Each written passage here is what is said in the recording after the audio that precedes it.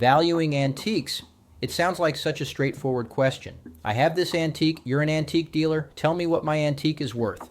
But anyone who has actually tried to sell an antique, art, or collectible knows the answer is far more complicated than a simple dollar figure. The truth is, asking what something is worth is asking the wrong question entirely. The hidden costs nobody talks about. When most people ask about value, they're thinking about retail prices they've seen online or at antique shops. What they're not considering is the enormous gap between what something sells for and what you actually walk away with after expenses. Let's start with the most obvious platform, eBay. Yes, you can reach millions of potential buyers, but eBay takes its cut, typically around 12 to 15% in fees. Then there's the payment processing fee, another 3% or so. Right off the bat, you're down nearly 20% from your selling price. But it doesn't stop there.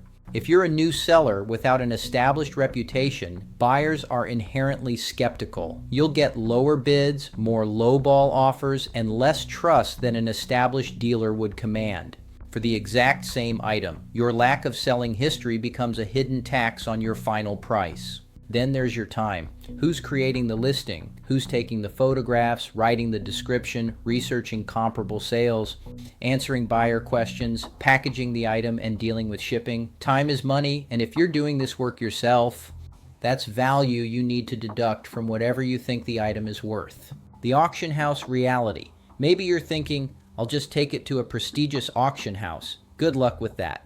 First, most auction houses won't give you the time of day unless you have already done business with them and the item meets their minimum quality and value threshold, often several $1,000s. If they do accept your piece, consider yourself lucky, expect to pay around 30% in seller's fees, sometimes more. And here's the kicker. Auction houses typically start bidding at 25-30% below recent comparable sales. They do this to generate bidding momentum and ensure the item sells. It's good business for them, but it means you're starting in a hole. Do the math.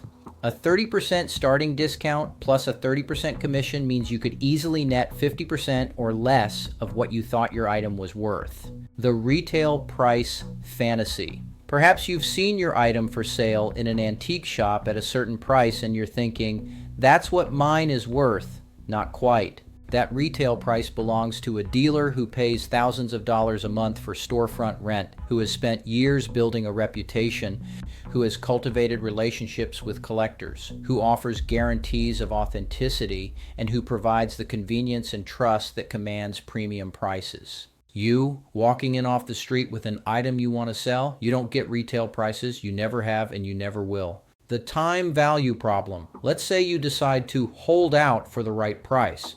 Maybe you list your item at what you consider its true value and wait for the perfect buyer. You might be waiting a very long time. Antiques and collectibles are not liquid assets. The market for any given item can be incredibly thin. There might only be a handful of serious buyers in the entire world. If you're not willing to accept market price today, you might own that item for years. And what will it be worth in 2 or 4 years? That's even more impossible to predict. Tastes change, markets shift, and the hot collectible of today can become the unwanted relic of tomorrow. So what's the real answer? The bottom line is this. Your item is worth whatever someone on eBay is willing to pay for it in a 7 or 10-day auction.